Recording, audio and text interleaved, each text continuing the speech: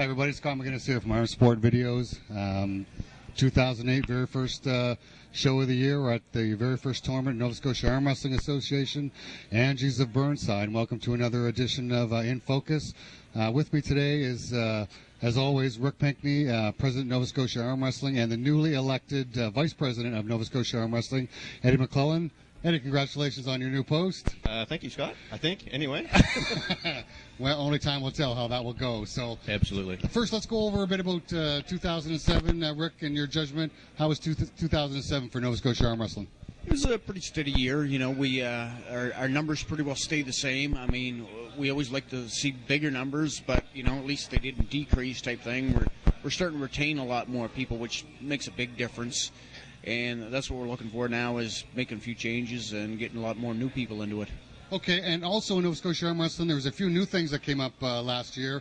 Monday Night Wars was started, and a brand new event called Battle Atlantic. What did you guys think of those two new things that were started up? The Monday Night Wars, I thought, went over really well. You know, it's getting guys fired up to, you know, you can pick and choose your format. Hook, top roll, whatever you want to do, straps, no straps. You make your own rules that two guys agree on type thing, and so that's a lot of fun. So it gives guys a lot of different options to try out different things and challenge guys in different formats. So, and the Battle Atlantic was something new. We're still working out the kinks on it, but it went over really well. Okay, I want to go back to the Battle Atlantic in just a second. Eddie, how do you think? First of all, to start with Monday Night Wars. What did you think of that? For me, Monday Night Wars is great. It's something that will keep me interested in arm wrestling for a long, long time.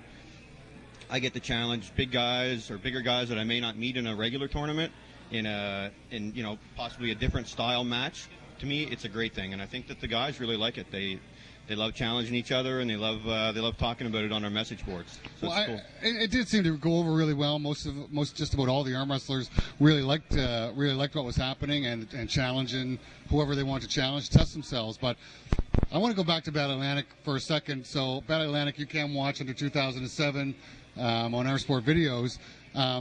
Let's be honest. After the tournament, during the tournament, and after the tournament, there was an awful lot of bitching about the grip. Well, let's just, you know what, let's tackle this head on. Yeah, exactly. There was an awful lot of bitching about the grip. So when basically it was me coming to Rick with an idea of what I had seen online. What I do not understand, for so many people that were unhappy with the grip, it got voted back in. That one kind of boggles my mind, too. I don't know how this happened, because, I mean, everybody was complaining about it, and some guys don't want to pull in it, and so be it. But, like I said, I'm kind of boggled on how this came about, keeping the grip. But we're keeping it. I think we're going to make a few minor adjustments. Keeping the same idea, just making minor adjustments, just to make it, because it seemed like the way the grip was working, it was just taking stuff away from people. And we don't want to take strengths away from people. We just want to, basically the whole idea behind the grip was to speed up the setup. We didn't really accomplish that, and we took stuff away from people, so we don't want to do that either. So, you know, some fine-tuning might get it in. So, Eddie, what did you think? I have an opinion on why it got voted back in. I think that when we did our vote at the time, it may not have been a good thing to have the entire group of people there that day vote on it, where it only affected maybe half of the people. The people that actually came to the event, arm wrestled in the event, they understood and they knew what that grip was doing for them or against them. I think if we had sort of narrowed our voting in on those guys, it may have come out differently. And you know, and it's funny though, and because I had a couple people say to me that they didn't like the grip but voted it back in. Well, why did you vote it back in, guys? I don't understand. For me, this was not a personal thing. It was something we tried. If the arm wrestlers didn't like it, okay, on to the next grip. Let's try and fix it. I didn't care. Yeah. You know what? If you guys, I wasn't arm wrestling, so it didn't affect me. If we could go back, if you want to go with just a straight setup, I mean, you and I both agreed at the time, Rick, that we thought it would speed things up. Okay, it didn't do that. Let's fix it.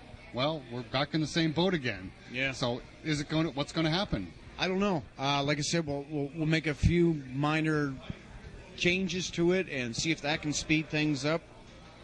And we'll have to just keep taking it from there and see how we can improve this, because we don't want people not wanting to pull in this thing because of the way the setup, because they don't feel they're getting a fair shake. I mean, the whole idea, I mean, you got to have a fair, everybody's going to have the same fair start to this, so we got to see if we can make that happen. If we can't make it happen, then we'll have to take it from there. Well, because now originally my concept was to include as many people as we could.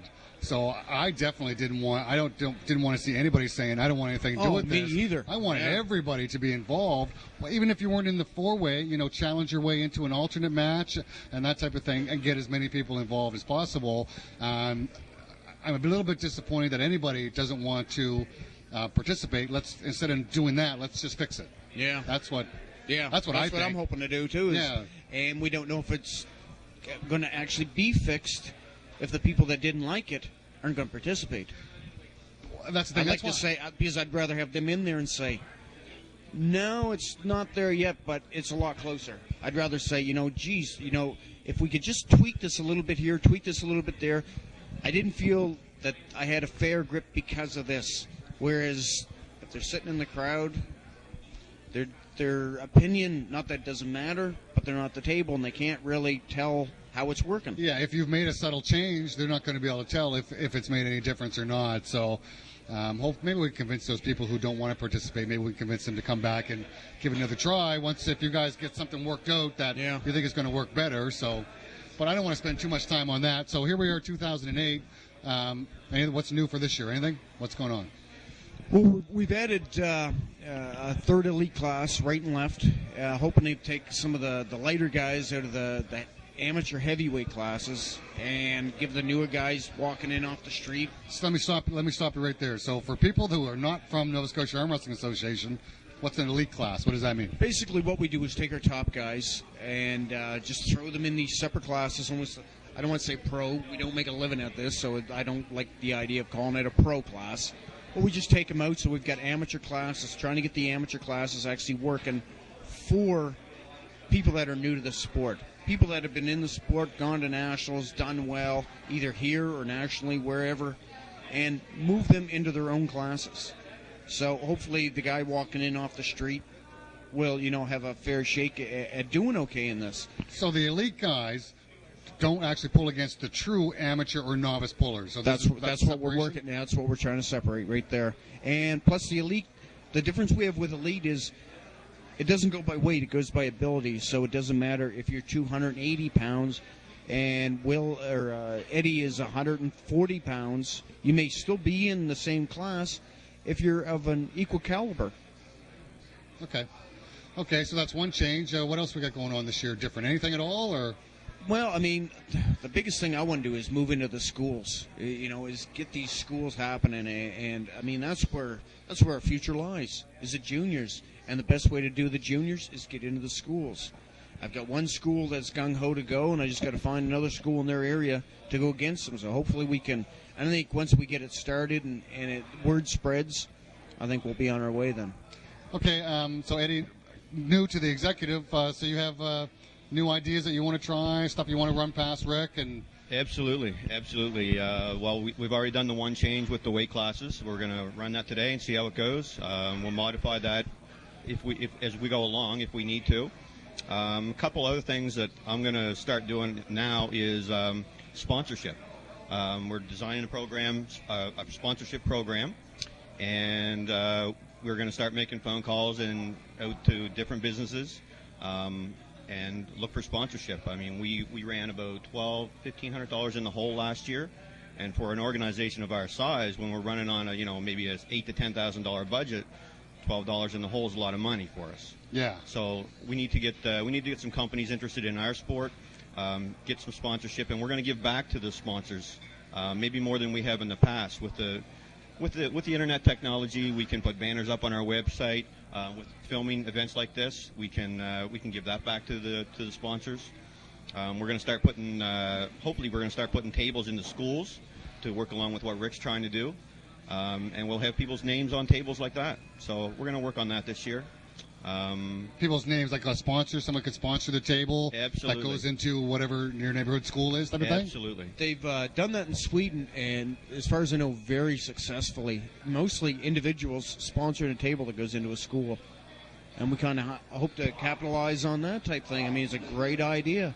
If you want to get kids interested, put a table in the school, teach the gym teacher or somebody in the school about, you know, the rules, about safety and stuff like that, and bang, you're off to the races. It's not costing nothing to, you know, get a team together.